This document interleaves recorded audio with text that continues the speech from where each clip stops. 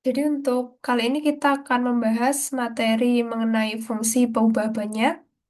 Untuk bahasan pertama sebelum kita masuk ke fungsi yang peubahnya itu banyak, saya akan menjelaskan kembali mengenai fungsi satu variabel terlebih dahulu.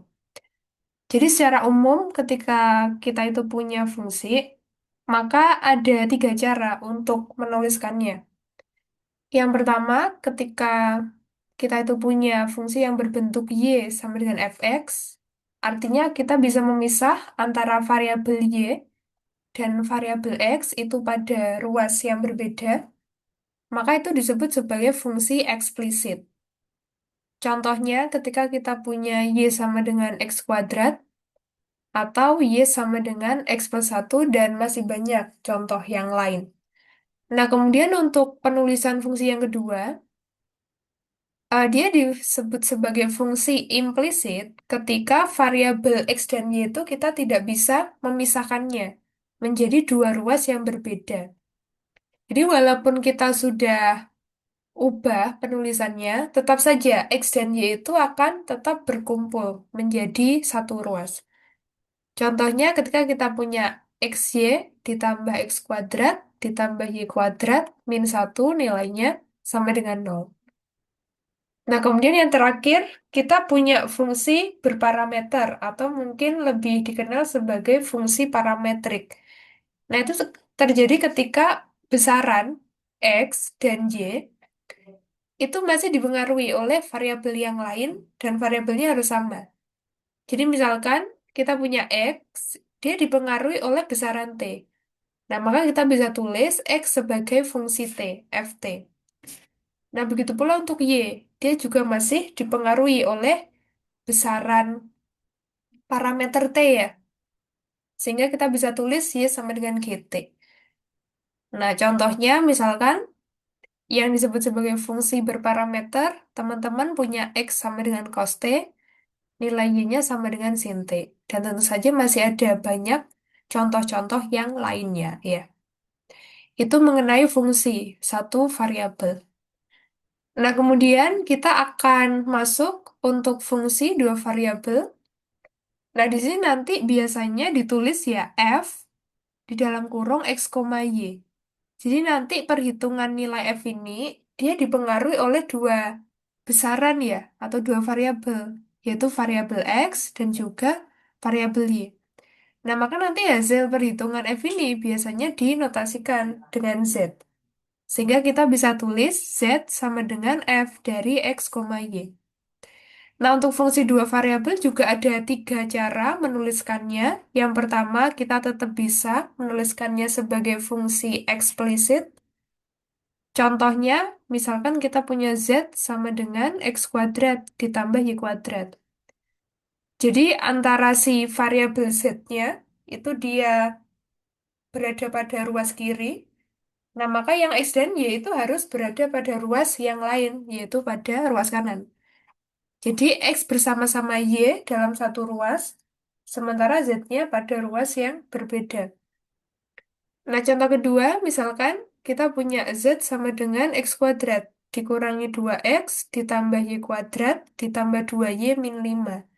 Nah, jadi itu adalah contoh-contoh fungsi dua variabel yang ditulis secara eksplisit. Kemudian yang kedua, kita juga masih bisa menuliskannya dalam bentuk implisit ya. Maka nanti ditulisnya seperti ini, f dari x, y, z nilainya sama dengan 0. Artinya variabelnya ya x, y, z itu dia nggak bisa dipisah. Jadi dua ruas yang berbeda ya, jadi dia masih berkumpul menjadi satu. Dan yang terakhir, kita juga bisa menuliskannya sebagai fungsi parametrik. Hanya saja di sini nanti masing-masing x, y-nya itu dia ditulis ya sebagai fungsi dua variabel juga. Jadi misalkan masing-masing dipengaruhi oleh variabel R dan S atau parameter R dan S, maka X-nya bisa ditulis sebagai fungsi R dan S. Begitu pula Y-nya sama dengan fungsi G dari RS. Nah, jadi di sini teman-teman sudah mendapatkan sedikit gambaran ya mengenai fungsi dua variabel. Nah, kemudian kita lanjutkan yang di bawah ini.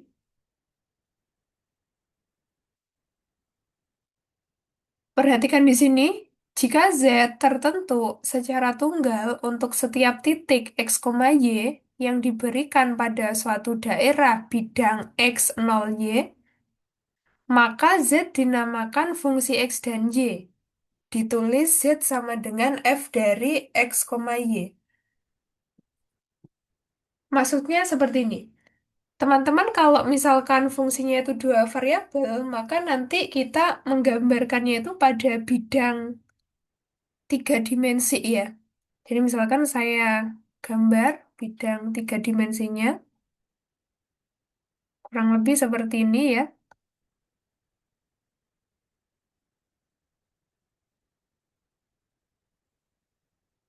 Kita beri keterangan sumbu-sumbunya, yang di sini misalkan yang X-nya, kemudian ini Y, maka ini adalah Z.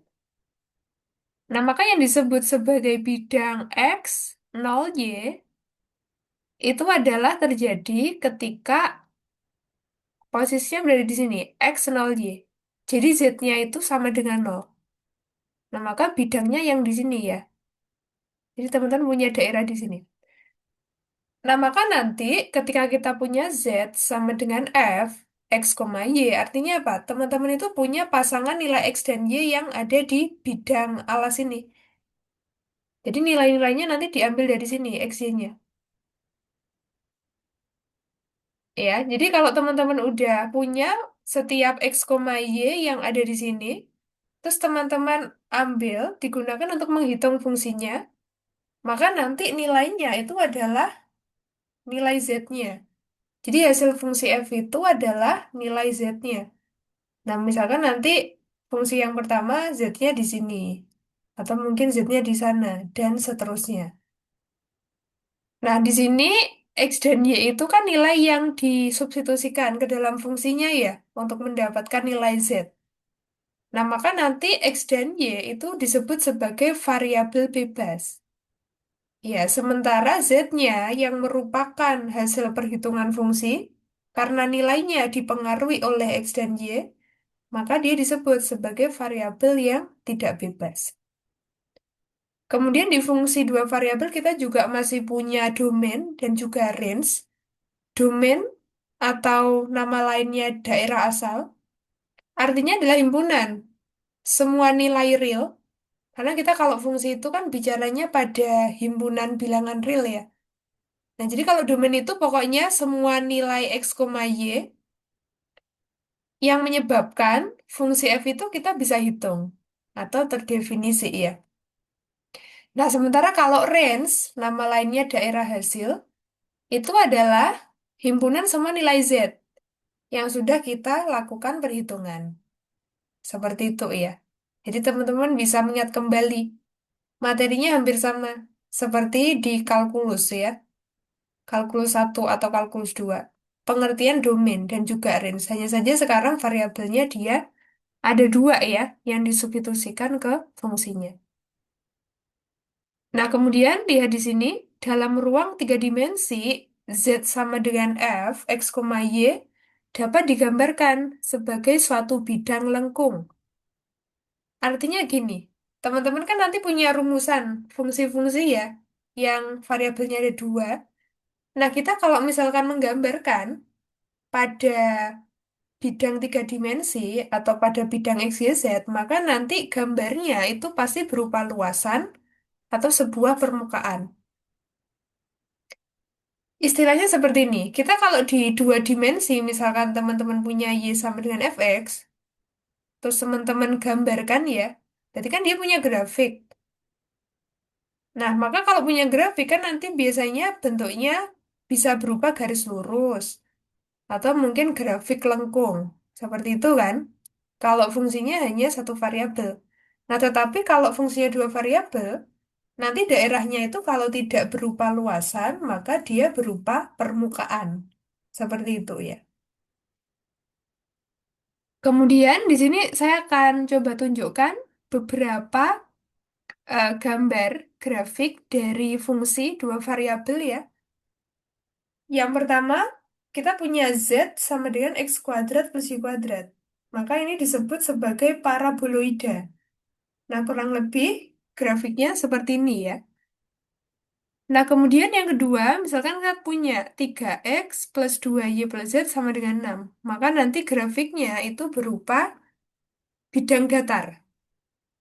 Nah, cara menggambarnya, teman-teman itu misalkan ingin mencari ya titik potong terhadap sumbu x-nya. Maka nanti y ini dibuat 0, z-nya dibuat 0, sehingga sisanya apa? 3x sama dengan 6.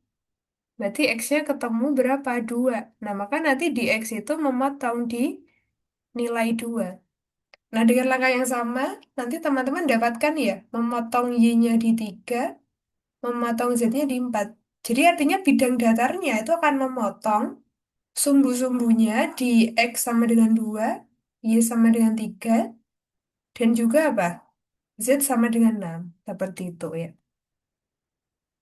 Selanjutnya yang ketiga, ketika persamaannya nanti hanya Z sama dengan sebuah nilai konstan atau mungkin X, begitu pula Y, maka nanti dia itu gambarnya berupa bidang.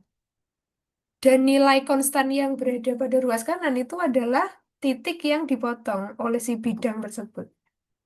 Jadi misalkan Z sama dengan 5, maka kita punya bidang yang apa? Tegak lurus dengan sumbu Z-nya dan memotongnya di Z sama dengan 5 posisinya. Begitu pula untuk contohnya yang X sama dengan 3 dan juga Y sama dengan 4 ya. Kemudian yang keempat, ketika kita punya persamaannya Z sama dengan X kuadrat, maka kurang lebih gambarnya seperti ini ya. Permukaan lengkung. Lalu kita juga punya Z sama dengan Y kuadrat, maka dia juga permukaan lengkung, tapi sekarang posisinya berbeda ya. Keenam, kalau persamaannya X kuadrat plus Y kuadrat sama dengan 25, maka nanti gambarnya itu berupa tabung atau silinder. Nah, dan variabel yang tidak ada, karena kan tiga ya, ada X, Y, Z, nah Z-nya kan tidak ada. Nah, maka kalau Z-nya tidak ada, itu akan menjadi tanda bahwa sumbu dari si tabung itu adalah sumbu Z. Gitu ya. Kalau yang kanan 25 itu akan menjadi kuadrat jari-jarinya. Jadi kalau 25 maka jari-jarinya adalah akar dari 25. Nah, jari-jari ini dia adalah 5 gitu ya. Nah, sehingga kalau nomor 7 kan yang tidak ada variabelnya Y ya. Maka nanti untuk tabung ini dia sumbunya apa?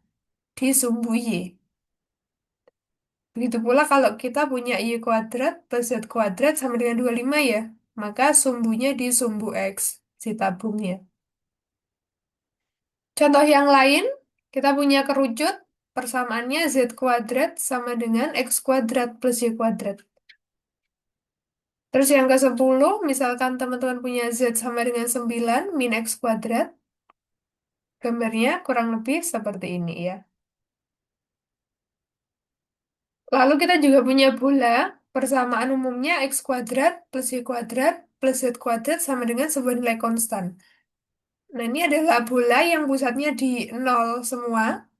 Terus yang kanan itu merupakan kuadrat dari jari-jarinya. Jadi kalau satu, maka jari-jarinya akar satu ya. Maka ketemunya juga tetap satu. Lalu kalau kita punya Z sama dengan 4 min X kuadrat, min Y kuadrat, bentuknya seperti ini ya. Terus yang ke-13, ketika persamaannya X kuadrat per A kuadrat ditambah Y kuadrat per B kuadrat plus Z kuadrat per C kuadrat, di sini masing-masing A, B, C itu merupakan skalar ya, atau nilai konstan. Yang kanan sama dengan satu, yang kanan harus satu. Nah, nanti namanya elipsoide. Ya, jadi elips di bidang datar, tapi dia digambarkan di 3 dimensi, itu namanya jadi elipsoide. Nah, terus yang terakhir, ketika kita punya Z sama dengan X kuadrat min Y kuadrat, dia disebut sebagai pelana. Jadi seperti yang ditaruh di atasnya kuda itu ya, namanya pelana.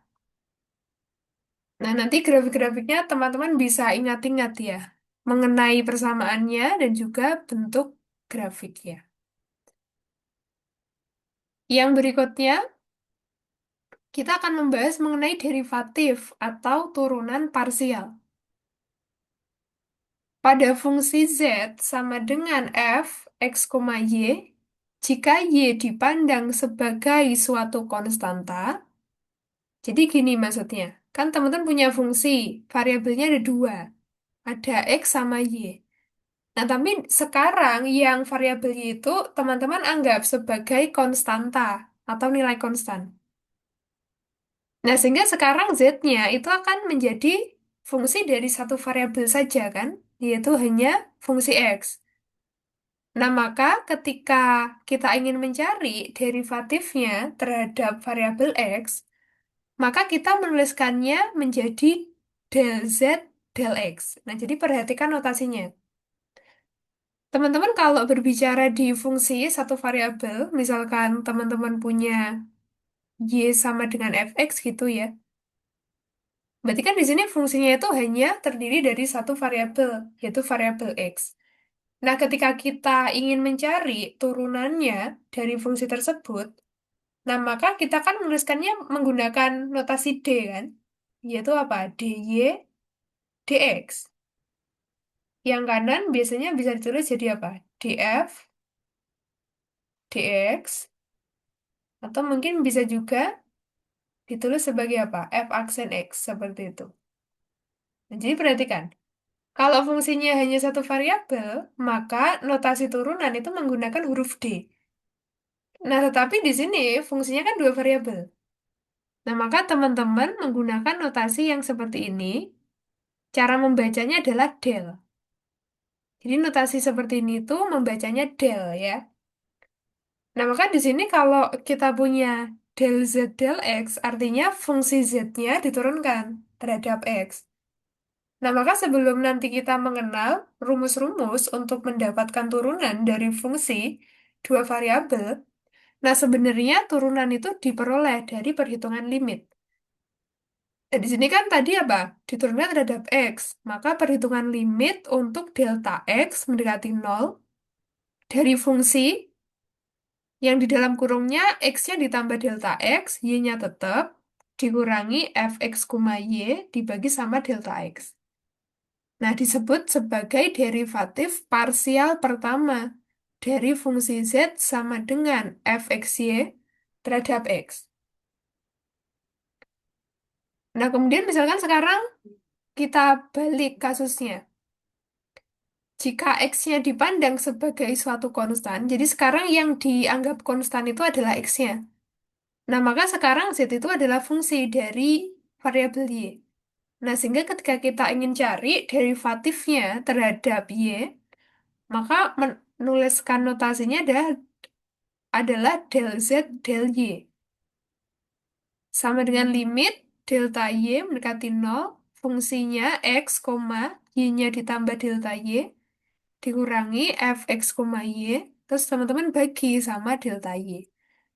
Disebut derivatif parsial pertama dari z sama dengan fxy terhadap y. Nah, sekarang kita coba contohnya ya.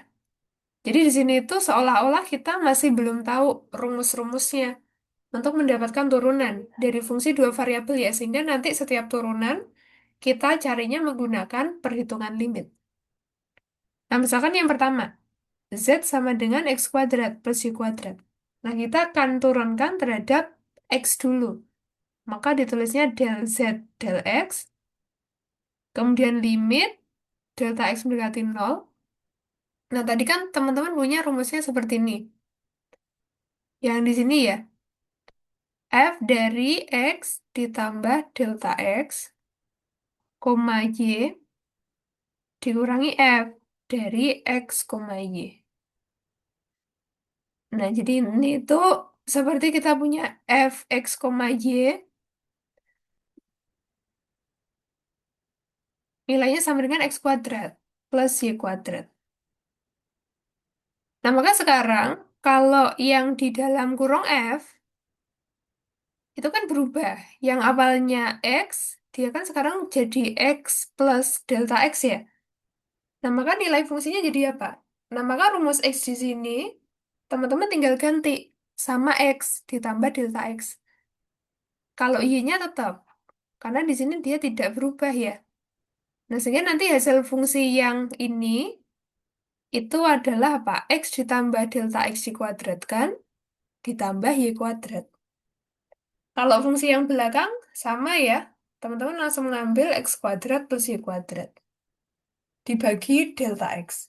Nah, sekarang yang depan, yang bentuk kuadrat ini khususnya, teman-teman uraikan, kita punya seperti ini. Nah, ternyata nanti ada faktor-faktor yang bisa dicoret. X kuadrat habis dengan minus X kuadrat, begitu pula Y kuadrat habis dengan negatif Y kuadrat. Nah, sehingga sekarang kan sisa ini ya, yang di pembilang. Nah, mereka sama-sama memuat faktor delta X. Yang depan pangkat satu, yang belakang kuadrat. Maka yang pangkatnya lebih kecil itu difaktorkan keluar. Jadi delta X-nya saya faktorkan keluar, maka yang di dalam kurung ini sisa 2X saja, ditambah yang belakang delta X-nya sisa yang pangkat satu seperti ini. Nah, maka nanti kan delta X-nya bisa kita sederhanakan. Nah, sekarang kita seperti menghitung limit dari 2X ditambah delta X. Kalau delta X-nya 0, maka hasilnya berapa? Sisa 2X saja. Nah, jadi turunan parsial terhadap X dari fungsi ini hasilnya adalah 2X. Dengan langkah yang sama, kita bisa mencari turunan fungsi tersebut terhadap apa? Y ya. Ya, cuma sekarang nulisnya delta Y-nya mendekati 0. Nah, maka sekarang yang diubah yang ini kan, Y plus delta Y-nya yang dikuadratkan. Nah, caranya sama persis. Nanti teman-teman dapatnya adalah 2Y ya. Nah, itu kan kalau kita mencari turunan menggunakan perhitungan limit. Nah, cuma ke depannya nanti kita itu mencari turunan bisa langsung. Nah, caranya gimana? Coba saya jelaskan di sini ya. Misalkan teman-teman punya Z sama dengan X kuadrat kali Y pangkat 3. Nah, ini misalkan ingin diturunkan terhadap X. Maka menuliskannya adalah del Z del X. Nah, kita kalau menurunkannya tidak menggunakan perhitungan limit, maka teman-teman harus ingat-ingat, ketika menurunkannya terhadap X, maka fungsi yang awal, Y-nya itu dianggap sebagai nilai konstan. Jadi seperti teman-teman punya koefisien Y pangkat 3 dikali sama X kuadrat. Ya, berarti yang teman-teman turunkan itu hanya yang X kuadrat saja. Berarti turunannya apa? 2X. Kalau Y pangkat 3-nya itu dia tetap. Istilahnya seperti ini. Seperti kalau di fungsi satu variabel, katakan teman-teman punya Y sama dengan 3 kali X kuadrat, maka kalau diturunkan dy dx,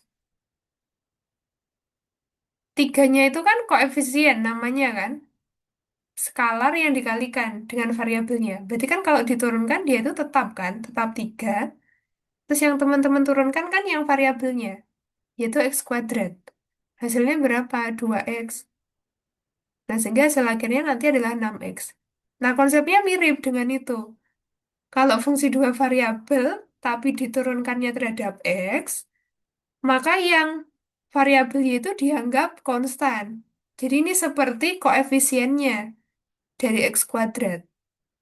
Jadi posisi Y pangkat 3 itu hampir sama kayak 3 ini sebagai koefisien ya. Nah, makanya yang teman-teman turunkan hanya yang X kuadrat. Sehingga hasilnya apa? 2X, Y pangkat 3-nya tetap. Begitu pula kalau kita menurunkannya terhadap Y ya. Nah, maka X kuadratnya yang dianggap konstan. Jadi teman-teman tinggal tulis ulang. Yang diturunkan hanya yang Y pangkat 3. Kita dapat 3Y kuadrat. Terus kita susun ulang penulisannya ya. Hasilnya adalah 3Y kuadrat. Sorry, 3X kuadrat Y kuadrat. Seperti itu konsepnya ya. Nah, kita akan coba soal yang lebih rumit sedikit. Misalkan teman-teman punya fungsinya Z sama dengan 3. E pangkat 3X dikali sin 2Y dibagi sama X kuadrat Y. Nah, ini kan fungsinya berbentuk apa? Pecahan ya. Jadi nanti turunannya menggunakan rumus U per V, yaitu U aksen kali V dikurangi U kali V aksen dibagi sama V kuadrat. Nah, di sini U-nya kita anggap yang atas ya. Nah, terus yang V-nya itu yang bawah. Nah, sekarang misalkan kita ingin menurunkan terhadap X terlebih dahulu. Nah, tadi diingat, kalau kita menurunkan terhadap X, maka yang ada variabel Y-nya itu dianggap konstan kan? Nah, maka sekarang kalau kita substitusi ke rumus ini, yang U per V, kita kan harus mencari U aksennya. Jadi teman-teman menurunkan yang atas ini. Sekali lagi diingat, diturunkan terhadap X, maka yang ini dianggap konstan. Jadi teman-teman nanti tinggal tulis ulang ya. Sehingga yang diturunkan sekarang hanya yang ada variabel X-nya.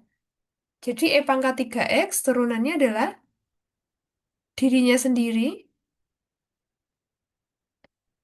tapi dikali sama apa? Turunan dari pangkatnya. 3X diturunkan 3. Ya. Terus teman-teman kali sama sin 2Y-nya tetap, karena kan dia dianggap konstan ya. Jadi ini adalah U aksennya. Terus teman-teman kali sama V, V-nya yang bawah, X kuadrat Y. Terus dikurangi U, U-nya tadi E pangkat 3X kali sin 2Y. Nah, teman-teman kali sama V aksen. Nah, sekarang ini X kuadrat Y. Karena diturunkan terhadap X, maka Y-nya dianggap konstan.